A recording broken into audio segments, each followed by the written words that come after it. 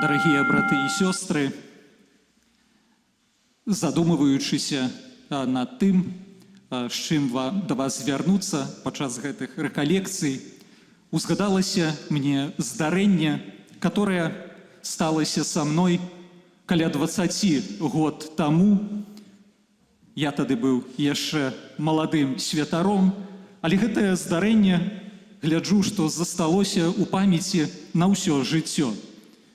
Я працаваў тады у вёсцы, быў маладым вадзіцелем і па нейкіх там важных для сябе справах прыехаў у Мінск. І на няшчасце, прыехаўшы ў сталіцу, трапіў у ДТЗ, такую невялічкую аварыю. Аварыя яна была сапраўды дробная, а віна, як потым высветлілася, была ўзаемная. Але калі гэта здарылася, я так вельмі пераняўся, пачаў перапрашаць гэтую асобу, гатовы быў заплаціць за тыя крыху памятыя дзверы. А запамятаў гэты выпадак я толькі па той прычыне, што вось калі адбывалася моя размова з вадзіцелькай, а гэта была жанчына-кіроўца, то яна увесь час лямантавала. Яна мне пагражала, казала: «Ну ўсё, табе канец, я цябе знішчу, я тебя уничтожу». До сённяшняга дня памятаю гэтыя словы. На шчасце, яна не паспела гэтае зрабіць. Даволі аператыўна прыехалі інспектары, усё кампетэнтна аформілі, ну і справа вырашылася. І ведаеце, ДТЗ, яно сталася такім зімовым ранкам, калі было яшчэ зусім цёмна. Але пакуль нас аформлялі, то ўжо пасвятлела, і я убачыў тое, што гэтае здарэнне зрабіла для мяне яшчэ больш прыкрым. Гляджу, а на люстэрку у машыне гэтай жанчыны вісіць што? Ну, канешне, ружанец. І ў машыне наклееная малітва. Я так падазраю, што да святога Крыштафа. Ну, верагодна, гэтая жанчына была веруючай асобай, магчыма, каталіцкага веравызнання. Ну, але не пра гэта гаворка. Гаворка ідзе пра тое, што кожны з нас, веруючых людзей, у той ці іншай справе, у розныя моманты свайго жыцця, напэўна, дасведчваў такія сітуацыі, калі напаўняе такая злосць, што хочацца бліжняга, можа, не так, вось, як гэтая жанчына, мяне знішчыць, уничтожыць, але хочацца адплаціць злом за зло. Хочацца на крыўду адказаць крыўдай. Чаму так яно дзеецца? А таму, што калі людзі нам робяць нешта непрыемнае, то яны дакранаюцца да таго, што ў нашым перакананні з'яўляецца некранальным. Яны дакранаюцца да майго «я», да майго, напрыклад, добрага імені, да майго аўтарытэта, да думкі, да планаў. Вось як у выпадку з гэтай машыны я дакрануўся да рэчы гэтай асобы і нанёс нейкую шкоду. І вось па такіх прычынах мы вельмі часта распачынаем сапраўдныя войны, каб сваё «я» абараніць. Мы, напрыклад, лічым недзе глыбока у сваім сэрцы, што калі рэагуем такім чынам, то мы тады паступаем як моцныя людзі. А калі так паступаем, то гэта з'яўляецца падставай і шчасця, спакою, радасці, задавальнення жыцця. А паглядзіце, што нам наказвае Христос. У такіх сітуацыях Христос нам наказвае паступаць зусім інакш.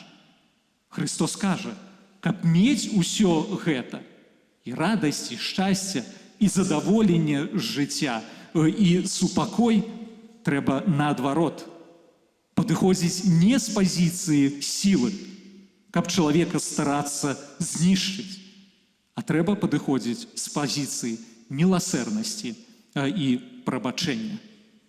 І вось Езус Хрыстус, ён вельмі моцна і вельмі часта, як мы гэта бачым у Евангеліях, наказваў розным чынам, што трэба прабачаць усё, усім і заўсёды. Што не прабачаць іншаму чалавеку – гэта грэх. І вось тут можна задаць адразу пытанне, а ці гэта магчыма? Асабліва, калі я не тэарэтычна, а рэальна, практычна ў сваім жыцці маю нейкага непрыяцеля, крыўдзіцеля. Калі мяне на адну толькі думку пра чалавека можа аж цялесна скручваць, аж трэсці. Ну, напрыклад, калі крыўда вельмі сур'ёзная, то нават бывае так у касцеле здаралася, што людзі, пакрыўдзіўшы сябе ўзаемна, яны нават не патрапяць прыйсці і сесть у адну лаўку. Альбо, напрыклад, часам здаралася, што людзі, которые да сябе носяць крыўду, яны нават не прыходзяць на адну імшу. І вось калі ёсць такія крыўды, ці ўвогуле гэта магчыма, каб у такой сітуацыі прабачыць? Менавіта вось праз гэта мы будзем і разважаць падчас нашых сёлетніх великапостных рэкалекцый. Ведаеце, калі мы слухаем рэкалекцыі пра прабачэнне, то найлепш на хвілінку задумацца і ўзгадаць сабе вось пра такія ці падобныя сітуацыі, калі нас хтосьці моцна пакрыўдзіў. І ўзгадаць аблічча той асобы, которая з'яўляецца маім, вашым крыўдзіцелем. І тут адразу трэба быць рэалістам і добра сабе усведамляць, што найчасцей за адзін раз, калі крыўда сапраўды з'яўляецца сур'ёзнай, ты чалавеку не прабачыш. Што прабачэнне – гэта цэлы працэс, цэлы шлях. Калі ёсць вялікія крыўды, то часам да прабачэння чалавек ідзе ўсё сваё жыццё. І вось першы важны крок, які трэба на гэтым шляху зрабіць, на шляху прабачэння, гэта зразумела. Распачаць гэты шлях, распачаць гэты працэс. А пачынаецца гэты працэс з таго, што я прымаю рашэнне. Мяне пакрыўдзілі, а я вырашаю. Я ўваходжу на шлях прабачэння. І вось тут адразу трэба сабе вельмі добра усведаміць, што гэтае рашэнне, яно не пачуцце. Гэтае рашэнне з'яўляецца актам волі. Што гэта значыць? Мяне пакрыўдзілі, мне вельмі балюча. Ува мне ўсё гатуецца. Мне хочацца адказаць на крыўду, на зло тым жа самым. Хачу адпомсціць. Але гэта мае пачуцці. А я насуперак ім актам волі, высілкам волі пастанаўляю. У першым моманце я толькі пастанаўляю, даю сабе такую унутраную установку. Адмовіцца ад помсты, не плаціць злом за зло і увайсці на шлях прабачэння. Вось гэта я ўваходжу на шлях прабачэння. Вось у такім моманце, калі мяне пакрыўдзілі і калі ува мне ўсё гатуецца, вельмі важным з'яўляецца нават сабе ў думках гэта пракруціць, а можа нават пра сябе прагаварыць. Я ўваходжу на шлях прабачэння. Не гледзячы на моцныя эмоцыі, гэта магчыма зрабіць. Чаму? А таму, што тут мы робім стаўку на розум. Гэтае рашэнне, яно базуецца не на нашых сэрцах, перапоўненых у моманце крыўды рознымі негатыўнымі моцнымі эмоцыямі. Гэтае рашэнне робіцца на ўзроўні розуму. У першым моманце заўсёды трэба абапірацца на розум. Чаму? Ну, бо так мы створаныя панам Богам. Маем розум і маем пачуцці. Тое, што мы часам акрэсліваем як сэрца. Розум ён заўсёды больш хуткі, спрытны, а сэрца яно вельмі павольнае. Можна сказаць, яно тупаватае. Да сэрца чалавеку даўжэй даходзіць. Сэрца заўсёды даганяе розум. У сувязі з гэтым невыпадкова існуе такое выказванне, якое вы неаднойчы чулі падчас прапаведвання розных святароў, бо яно з'яўляецца папулярным, што самая даўгая дарога, якая вядзе адкуль дакуль, якая вядзе ад розуму да сэрца. Але вось тут трэба звярнуць увагу. Каб розум схіліўся да намеру прабачыць, то розуму трэба добра патлумачыць, чаму ён павінен прабачыць. Розуму патрэбныя рацыі, розуму патрэбныя аргументы. Якія аргументы трэба і можна прадставіць у моманце крыўды свайму розуму? Ну, першая група аргументаў гэта такая, што незалежна ад таго, якой вялікай з'яўляецца крыўда, трэба увайсці на шлях прабачэння. Увайсці на шлях прабачэння у імя Пана Бога. Ну, па-першае, таму, што мы хрысціяне. А наша назва хрысціяне – гэта ад Хрыста. Яна паказвае, што мэтай нашага жыцця, місіяй нашага жыцця з'яўляецца тое, каб наследаваць Езуса Хрыста, быць як Христос. І праз гэта сваё сведчанне паказваць, што Езус Христус, ён ёсць у свеце сярод нас. І давайте паглядзім, якім чынам у гэтым плане дзейнічаў Христос, якім ён быў. У часы Езуса Христа габрэйскія рабіны лічылі, што трэба прабачаць 3 разы.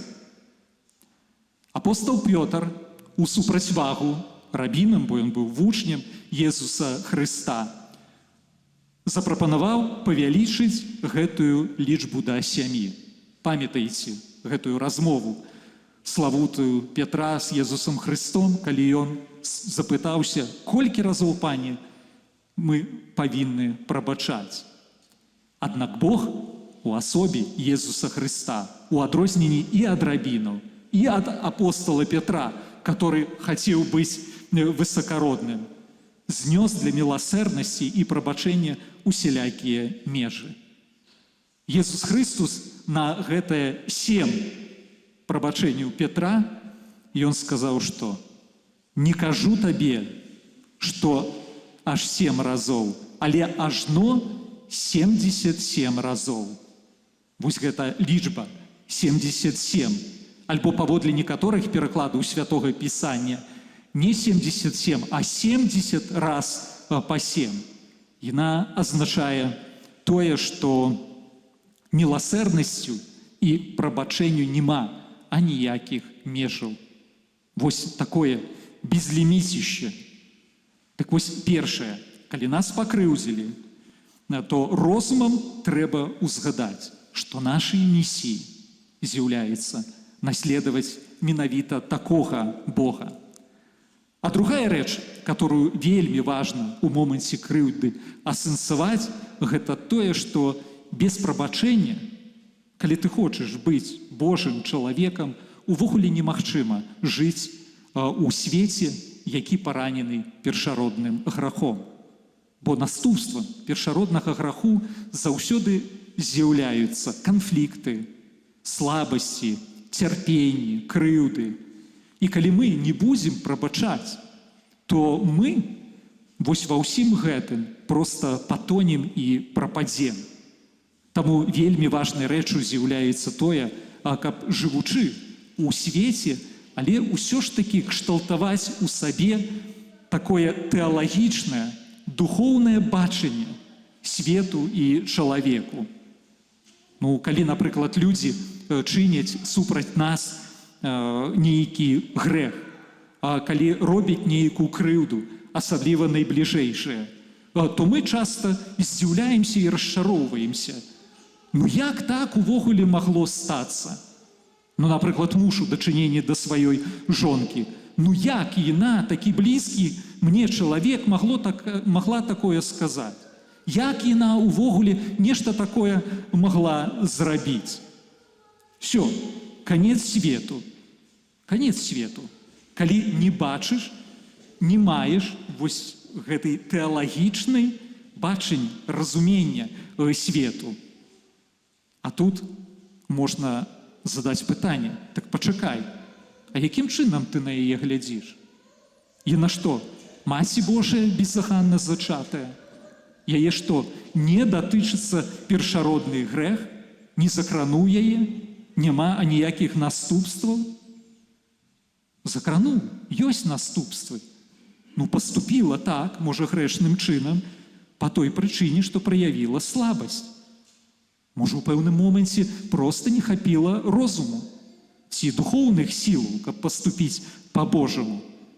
І гэта трэба разумець. І трэба праявіць міласэрнасць і ўмець прабачыць.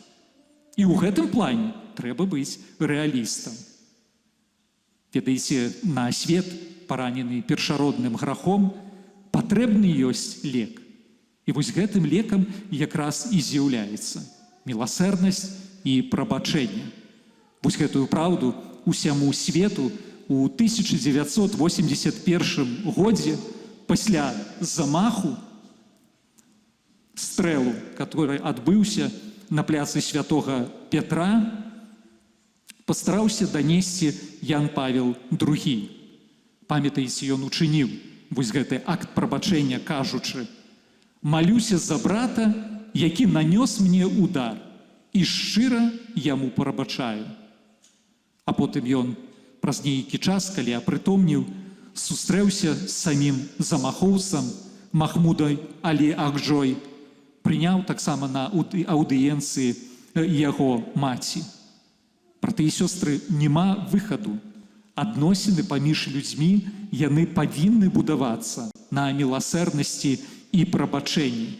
Бо праўда ёсць то, што мы не з'яўляемся анёламі, і мы ніколі не пабудуем ідэальных адносін.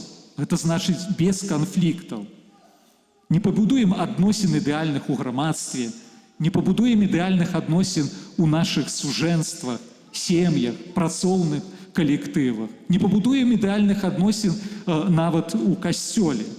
У кожнай супольнасці раней ці пазней будуць канфлікты, будуць напружаныя сітуацыі, будуць рознасці ў поглядах. І канфлікты, ведаеце, нават з'яўляюцца чымсьці натуральным. Часам, калі яны добра вырашаюцца, яны з'яўляюцца карыснымі для таго, каб супольнасць развівалася, карыснымі для асобных членаў нейкай супольнасці. Як кажуць, в спорах раждаецца ісціна. Я памятаю, калі мы былі ў семінарыі, то праходзілі праз такую фармацыйную справу. На пачатку я нават здзівіўся, што гэта называецца фармацыйнай справай. Яна называлася кабарэт.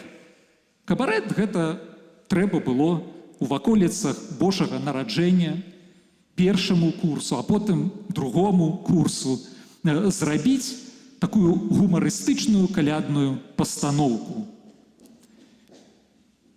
Мы, калі прыступілі да арганізацыі гэтай пастаноўкі, то тады я толькі зразумеў, наколькі складанай рэчай гэта ёсць. Мы так паміж сабой рассварыліся, што не патрапілі проста зрабіць нармальнай пастаноўкі, нармальнага кабарэта. Былі толькі нейкія асобныя, не звязаныя з сабою кавалкі. Потым не размаўлялі нейкі час паміж сабой. пазней асэнсоўвалі, што сталася, потым перапрашалі, а потым ядналіся. І вось пасля гэтага працэсу я і зразумеў, на чым была задума выхавацеляў. На тым, каб мы, па-першае, умелі супрацоўнічаць у калектыве, а па-другое, каб мы умелі паміж сабой канфліктаваць. Канфлікты яны непазбежныя. Але калі канфлікт ужо здарыўся, то трэба умець з яго выходзіць. Трэба умець перапрасіць, трэба умець прабачыць і трэба умець паяднацца. У наступным годзе, калі мы прайшлі праз гэтую школу, у нас ужо атрымалася лепш. Канфлікты, яны ніколі не страшныя, але пры ўмове, што ёсць прабачэнне і паяднанне. Вось папа Францішак у адным са сваіх выступаў да сужонкаў казаў такім чынам: канфліктуйце колькі хочаце, але галоўнае, не стамляйцеся прабачаць. Яшчэ адна рэч, которую розум павінен асэнсаваць тады, калі вельмі крыўдна і хочацца адпомсціць, гэта тое, што прабачэнне яно не з'яўляецца слабасцю. Бо вельмі часта маем такі ўнутраны голас, калі нас пакрыўдзіць, што калі я прабачу, гэта значыць, што я праяўлю сваю слабасць. Калі нам так часам здаецца, то адразу трэба глядзець на асобу Езуса Хрыста, які мае ў сабе агромністую моц. Святое Пісанне кажа, што ён пальцам выганяў дэманаў, што ён словам аздараўляў, што ён сваёй волей утаймоўваў стыхіі. Ці Езус Хрыстус слабак? Ну, канешне, не. Але за сваіх крыўдзіцеляў ён што? Ён моліцца, ён прабачае ім, а не нішчыць. Ойча, прабач ім, бо не ведаюць, што робяць. Вось у дакуменце, который адкрываў надзвычайны юбілейны год міласэрнасці у 2016 годзе, папа Францішак адзначыў вельмі трапна, паслухайце, калі ласка: Божая міласэрнасць – гэта не праяўленне слабасці, але рыса усімагутнасці Бога. Менавіта таму літургія ў адной са сваіх самых старажытных калект змяшчае наступныя словы малітвы: Божа, ты праз прабачэнне і літасць найпаўней выяўляеш сваю усімагутнасць. Прабачэнне – гэта праяўленне не слабасці, а агромністай унутранай моцы. І вось гэта, браты і сёстры, першая група рацый, которые трэба асэнсаваць сваім розумам, калі нам крыўдна і калі хочацца іншаму чалавеку адпомсціць, заплаціць за зло злом. А другая група аргументаў – гэта тое, што на шлях прабачэння трэба ўваходзіць у імя нас саміх. Што гэта значыць? А тое, што прабачэнне, яно карыснае для нас саміх. Ну, па-першае, чаму? Таму, што прабачэнне – гэта нешта вельмі прыгожае, прекраснае. Мы звыкліся глядзець на Бога вельмі часта у катэгорыях этычных, маральных, добра і зла, што Бог – гэта найвышэйшае добро, і мы павінны быць як Бог, добрымі. Але, напрыклад, ёсць яшчэ іншыя катэгорыі, которые акрэсліваюць Бога. Тое, напрыклад, што Бог з'яўляецца прыгажосцю з вялікай літары, такая эстэтычная катэгорыя. І мы таксама можам быць прыгожымі ў вачах Бога, калі мы, як Бог, прабачаем. Альбо прабачэнне карыснае для нас саміх яшчэ і таму, што яно з'яўляецца умовай атрымання прабачэння ад Бога для нас. Кожны дзень у малітве «Ойче наш» мы менавіта і молімся такімі словамі: «І адпусці нам грахі нашыя, які мы адпускаем кожнаму даўжніку нашаму». Прабачэнне яно карыснае для нас саміх і яшчэ па адной прычыне. Бо калі мы не прабачаем, то самі становімся ахвярамі нашага непрабачэння на розных нашых узроўнях. Ну, напрыклад, на ўзроўні псіхалагічным і эмацыйным. Сэрца, у якім жыве непрабачэнне, яно з'яўляецца атручаным. Калі мы не прабачаем, то, вобразна кажучы, ужо пачынаем дасведчваць пачатак пекла тут, на зямлі. Хтосьці прыгожа вобразна сказаў, што калі мы жывём з крыўдай у сэрцы, то жывём з дэманам пад адным дахам, якога упіхнуў у нашае сэрца крыўдзіцель. І сапраўды, калі адчуваем непрабачэнне, крыўду, то пастаянна носім у сабе негатыўныя адчуванні, пачуццё няшчасця, сталую прагу помсты, горыч, злосць. Непрабачэнне яно пазбаўляе чалавека свабоды, звязвае чалавека такой небачнай ніткай з крыўдзіцелем, з крыўдай. Чалавек, который носіць непрабачэнне, ён пастаянна думае пра тое, што здарылася, пра тую крыўду, якой дасведчыў. І вось замест духоўнага супакою і радасці, которые павінны быць у нашых сэрцах, чалавек напоўнены сумам і агрэсіяй. Прабачэнне, яно карыснае для нас саміх таксама на ўзроўні нашых целаў. Што калі ёсць у сэрцы крыўда, то гэта вельмі б'е і па здароўі чалавека. Павышае ціск, прычыняецца да развіцця язвы. Чалавек дасведчвае бяссонніцы, іншых хваробаў. Бо калі чалавек не прабачае, ён жыве ў гневе. Нават неўсвядомлены гнеў, ён ж забірае шмат энергіі. Гэта стрэс, который б'е па здароўі чалавека.